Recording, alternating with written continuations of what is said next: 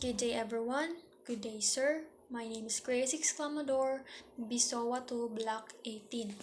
So, my topic for today is about the evolution of policies on agrarian reform. So, what is agrarian policies? So, it is the agricultural policy describes the laws, instrument, and measures related to domestic farm sector and trade in the agricultural products. So, what are the policies on agrarian reform? So, the agrarian reform aimed to modernizing the feudal structure of southern agriculture by expropriating the most unproductive portions of large estates and redistributing them to landless peasants in the form of small holdings. So, what are the agrarian reform policies do we have here in the Philippines? So, the Comprehensive Agrarian Reform Program, or the CARP, covered all public and private agricultural lands regardless of the crops planted. It also included public domain lands that were suitable for agricultural.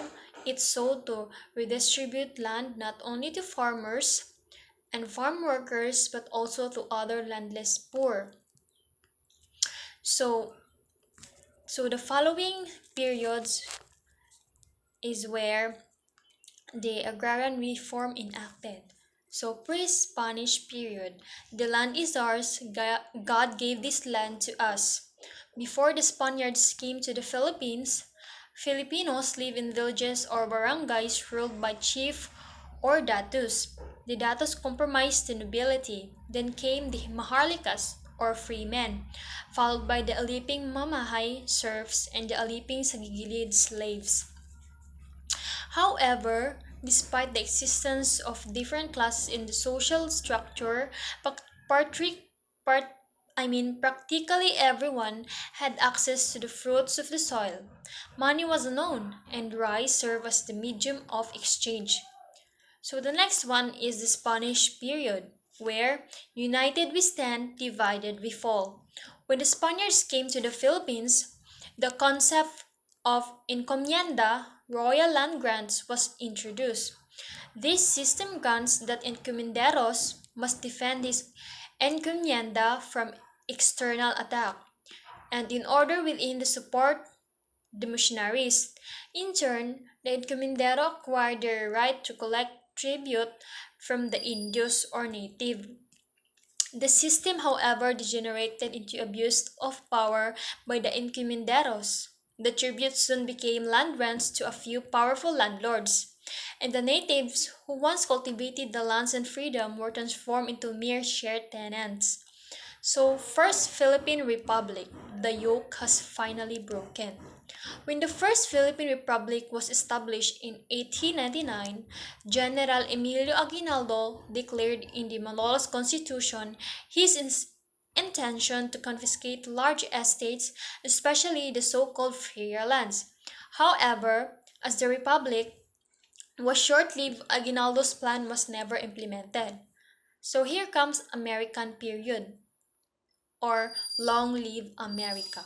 Significant legislation enacted during the American period. The Torion system, which the Americans instituted for the registration of lands, did not solve the problem completely. Either they were not aware of the law, or if they did, they could not pay the survey cost and the other fees required in applying for Torion's title. Here comes the Commonwealth period, government for the Filipinos. President Manuel L. Quezon espoused the social justice program to arrest the increasing social unrest in Central Luzon. Many significant legislation enacted during Commonwealth period. So the next one is the Japanese occupation, the era of Hokbalahap. So the Second World War II started in Europe in 1939 and the Pacific in 1941. Hukbalahap controlled whole areas of central Luzon. Landlords who supported the Japanese lost their lands to peasants, while those who supported the Hoks earned fixed rentals in favor of the tenants. Unfortunately, The end of war also signaled the end of gains acquired by the peasants. Upon the arrival of the Japanese in the Philippines in 1942, peasants and workers' organizations grew strength. So many peasants took up arms and identified themselves with the anti-Japanese group, the Hukbalahap or Hukbo ng Bayan laban sa Hapon. Philippine Republic, the new republic. After the establishment of the Philippine independence in 1946, the problems of land tenure remained. This became worse in certain areas. Thus, the Congress of Philippines revised the tenancy law. Many Philippine president fights for agrarian reform, and recently, President Rodrigo Roa Duterte, 2016 president, under his leadership, the president wants to pursue an aggressive land reform program that would help alleviate the life of poor Filipino farmers by prioritizing the provision of support services alongside land distribution. Duterte plans to place almost all public lands, including military reserves, under agrarian reform. That's all for today. Thank you for listening. God bless us all.